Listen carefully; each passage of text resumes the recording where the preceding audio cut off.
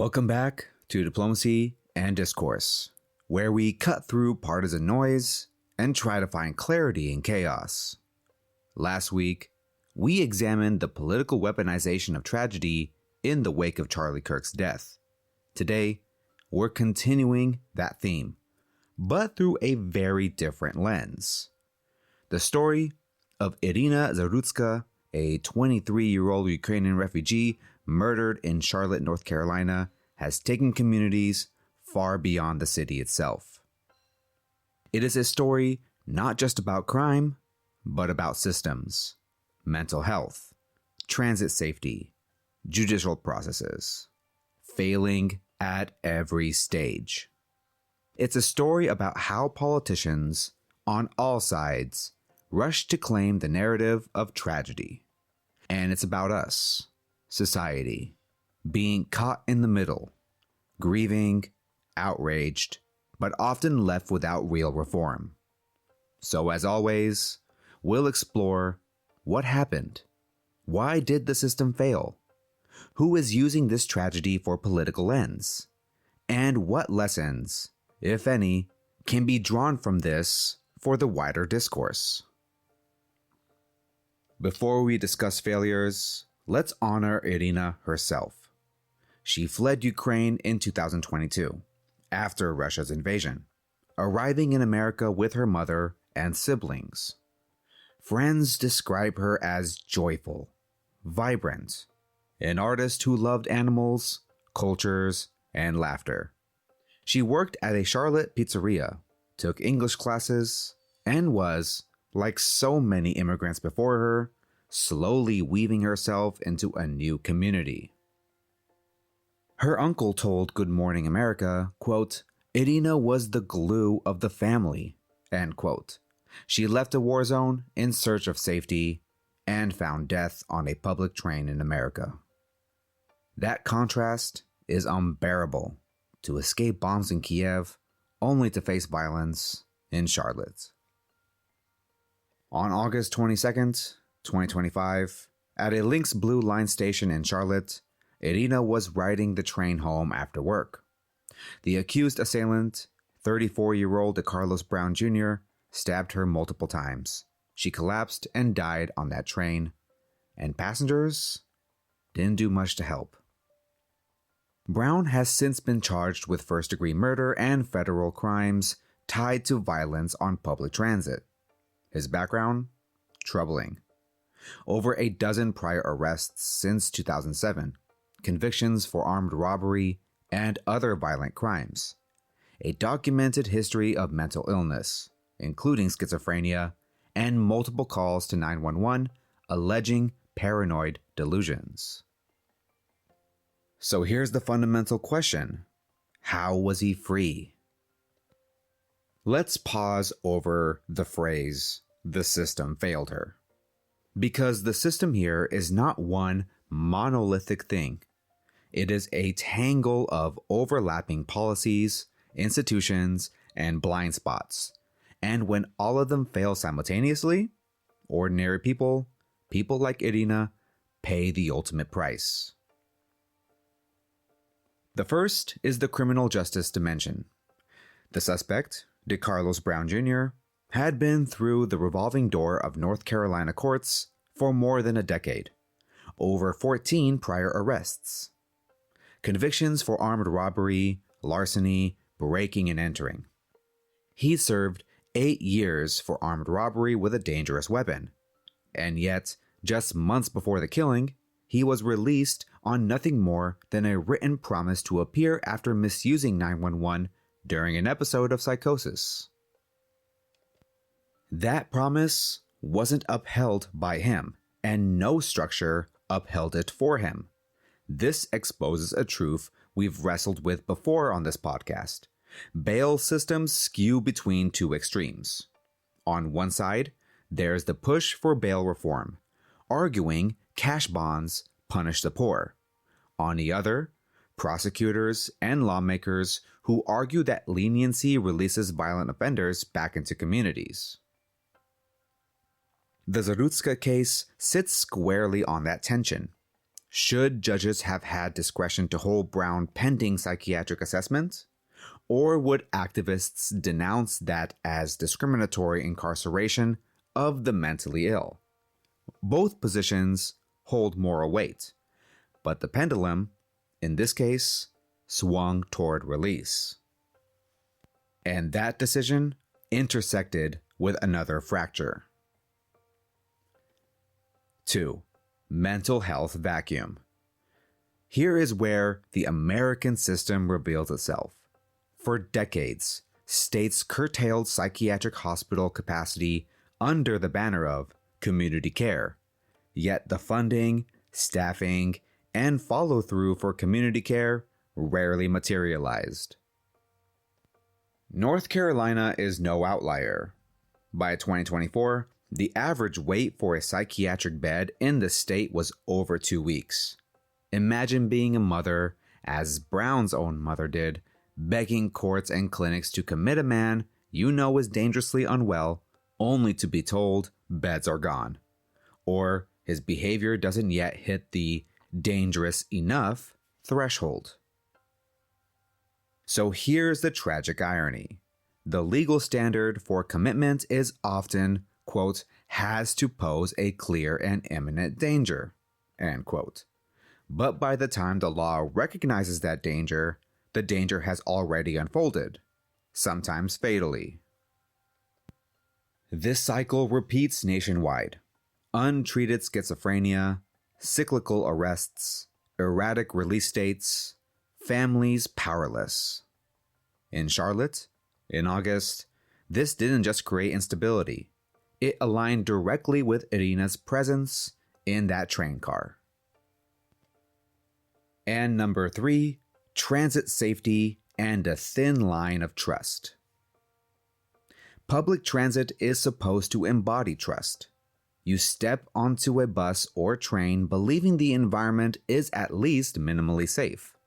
Yet at the time of the stabbing, CATS had no officer physically present in that train car with Iryna. There were officers in a car up ahead and one coach away. The stabbing unfolded in seconds, and by the time people moved to intervene, the attack was already lethal. So what does that mean for public trust? Just think about it. Officials immediately promised more inspections, fair enforcement, new validators, more police presence. But people in Charlotte heard similar vows after earlier incidents. Promises without meaningful follow-through corrode faith. And once trust erodes, even the very infrastructure of a city, the rails, the stations, the streets, becomes a site of fear rather than connection. So, courts, health systems, public transit, layers of responsibility, all cracked open and empty when Iryna needed them filled. If the tragedy is the fracture, politics is the opportunist bacteria that rushes into the wound. Within just 48 hours of Iryna's killing, her story became ammunition in national political discourse. President Trump called it evidence of evil people and a horrible system, using it to push harder crime policies in Democrat-run cities. Republican lawmakers like Brendan Jones declared it proof of woke prosecutors coddling career criminals. Meanwhile, Democrats framed it as proof of the need for investment in law enforcement vacancies and treatment infrastructure. So it became a screen onto which everybody projected what they already believed. Soft on crime policies? Blame Democrats. Untreated mental illness? Blame underfunded hospitals. Gun and knife control? Blame Republicans. But who gets lost when tragedy becomes rhetoric? The victim herself. Iryna's individuality. She risks being reduced to a talking point, a case, a hashtag. As we saw in our Charlie Kirk discussion, outrage is profitable currency. And grief here is not protected from that exploitation. It's consumed by it. Even the racial dimensions didn't escape politicization. Conservative commentators noted loudly that a black suspect killed a white female refugee, suggesting that mainstream outlets were quieter on the story compared to the Jordan Neely episode in New York. Whether or not that claim is factually fair, it was weaponized to further a narrative of media bias. So across the spectrum, a young woman's life, snatched violently, was repurposed in service of prior agendas. And here lies the broader failure of contemporary discourse. Tragedy is less about what reforms we enact, and more about who can grab the loudest microphone. From here, let's zoom out, because what matters most for diplomacy and discourse isn't just to track the outrage, it's to interrogate the underlying morale and political questions. So here's question 1. How do we balance justice and compassion? We know Brown was mentally ill. We also know he was violently dangerous. How should institutions weigh that dual truth? Is it compassionate to release an untreated man onto the streets? Or cruel? Is it just to incarcerate someone sick? Or reckless to release him? Both the mental health and the judicial systems are designed to offload responsibility somewhere else.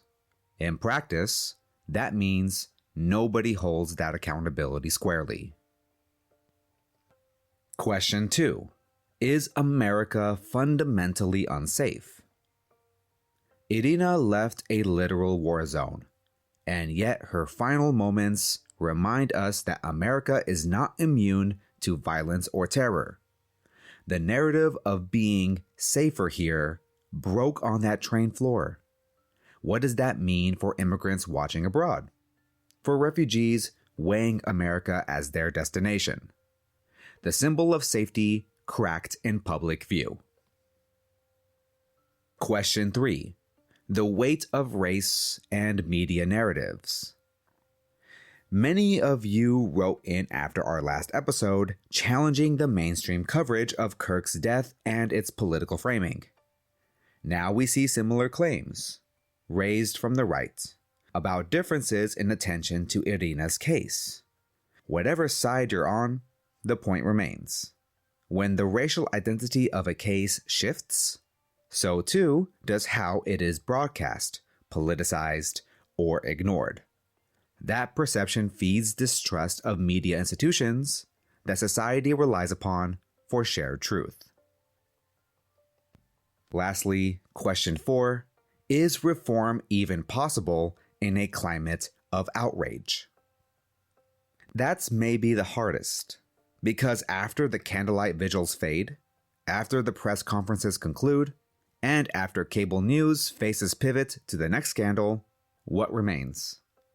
Do police budgets shift? Do mental health beds increase?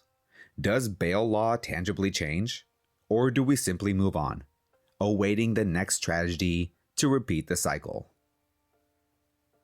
Our political climate today is designed for heat, not light, for reaction, not architecture. And so, reforms, if they come at all, are piecemeal and belated, stitched briefly before tearing open at the next moment of crisis. So, what does Diplomacy and Discourse argue here? It argues this: we must resist the reduction of tragedy into ideological props. That means advocating mental health policy as infrastructure, not charity. Extend psychiatric beds, fund mobile crisis units, expand involuntary but humane treatment when danger is real. Additionally, reforming pretrial release to distinguish between nonviolent offenses, where lenience is humane, and violent histories, where public safety demands caution. Moreover, we need to ensure transit systems don't just promise, but implement visible safety, with officers and crisis-trained staff, not just retroactive press releases. And maybe the hardest? Reshaping our discourse itself.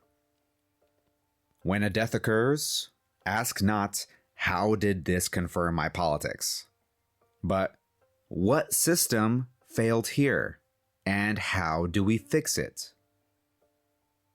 Diplomacy and Discourse is about recognizing opponents as interlocutors, not enemies, because the real enemy is the dysfunction itself, the government gaps, institutional breakdowns, societal indifference, not the person across the aisle with a different theory of why it occurred. Iryna Zarutska was more than a statistic, more than a pawn in narratives of race or crime or immigration. She was a daughter, a refugee, a dreamer, an artist. She deserved safety here, and she deserved a life longer than 23 years. The systems that failed her must not fail others. Compassion and accountability are not enemies. They are co-pilots in a society that truly values its people. Thank you for joining me on this episode of Diplomacy and Discourse. Share this episode, yes, but more importantly, carry the questions forward into your own conversations. That's how outrage transforms into reform, one discourse at a time. Until next time, stay safe, stay thoughtful, and keep the dialogue alive. Rest in peace, Iryna Zarutska.